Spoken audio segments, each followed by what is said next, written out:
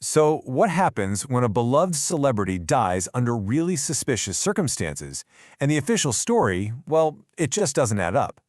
Today, we're diving into a case where a so-called tragic accident might actually be a massive conspiracy, a mystery that's being unraveled piece by painful piece by millions of online detectives. Right, let's get into it. On September 11th, 2025, the death of this really popular actor kicked off this huge online investigation, and it's all because the official story started to fall apart almost immediately. The more people looked, the less sense any of it made. The man at the center of all this was Menglong. He was a huge star in China with something like 25 million followers. The official report was super simple. He fell from a fifth-floor window in an apartment building in Beijing. Here's the catch, though. It wasn't his apartment.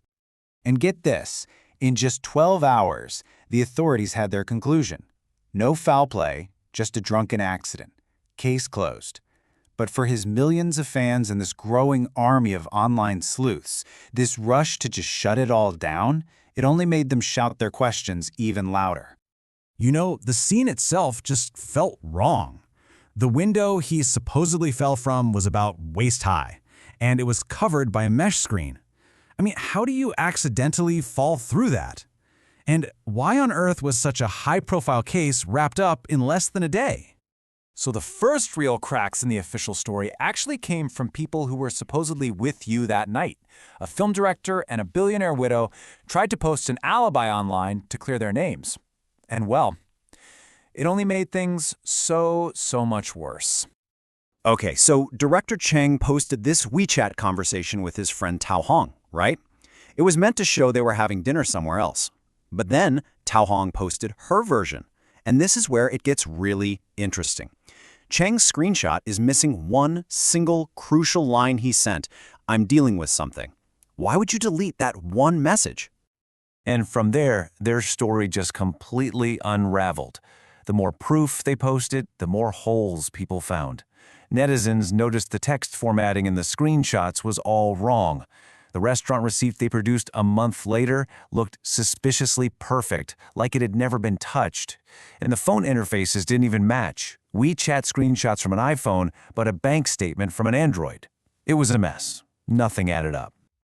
So with the alibi in tatters, the online investigation just exploded. This unverified list of 17 people who were allegedly there that night started making the rounds. And this wasn't just a list of a few industry friends, it implicated some of the most powerful people in the country. On that list was an actress named Suning Ren, and her connection was immediate and, honestly, chilling. She lived in the exact building where Menglong died. She quickly tried to say she'd moved out months before, but the digital breadcrumbs she left behind told a very different story.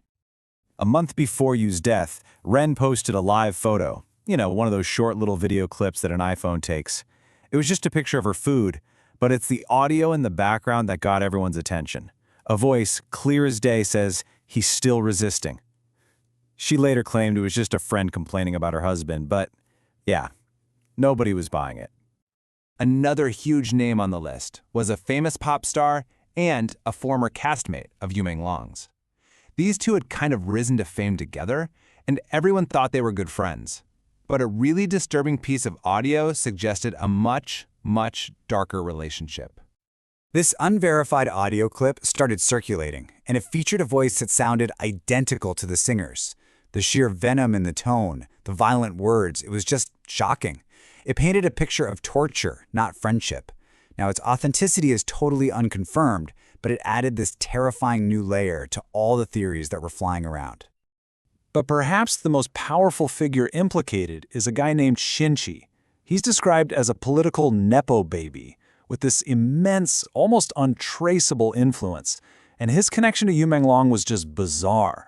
Not only was he a huge industry player, but he was also the guy who ran Menglong's official fan club. And then the whole thing spiraled into this massive financial conspiracy. Online researchers claim they traced a single phone number, allegedly used by Shinji, to 99 different shell companies. A lot of these were dealing in military contracts. And then, unbelievably, that same phone number was also connected to companies that had been opened in Menglong's name. It really looked like he was caught in some kind of massive money laundering scheme.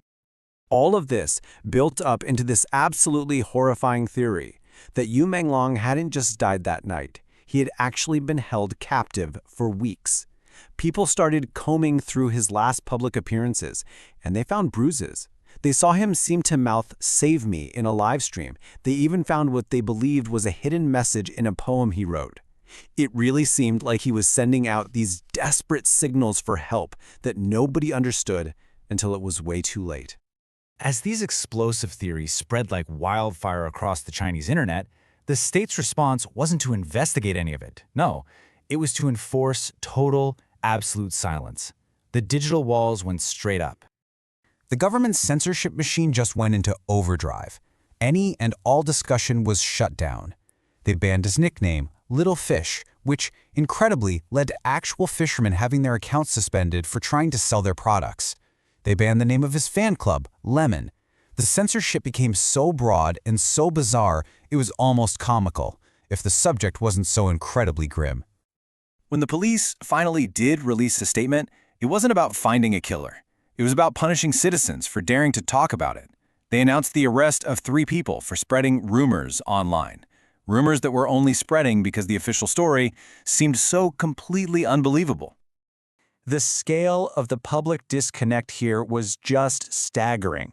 Within an hour, the police post had over 100,000 comments from outraged citizens demanding answers. But if you actually looked at the post, censors had allowed only 8 of them to remain visible. It was the digital equivalent of screaming into the void. So, with the official story in pieces and the public conversation being totally controlled, we're left trying to navigate this digital haze. How can anyone possibly separate fact from fiction in all this? What we're really left with is an information war. On one side, you have the few hard facts we actually know. And on the other, you have this sprawling, unverified, but deeply compelling online theory. The truth is somewhere in the middle of all that. This whole case has become a perfect example of what netizens call a serpent eating its own tail. By trying to crush the story, the authorities actually gave it more credibility. Every single deleted post and every banned word was seen as proof that there was something big to hide, which only made the conspiracy theories grow larger and more powerful. It all leaves us with a final, really unsettling question that goes way beyond just one actor's death. When the people in power control the narrative and just silence any and all questions, what happens to the truth? Can it ever really be found?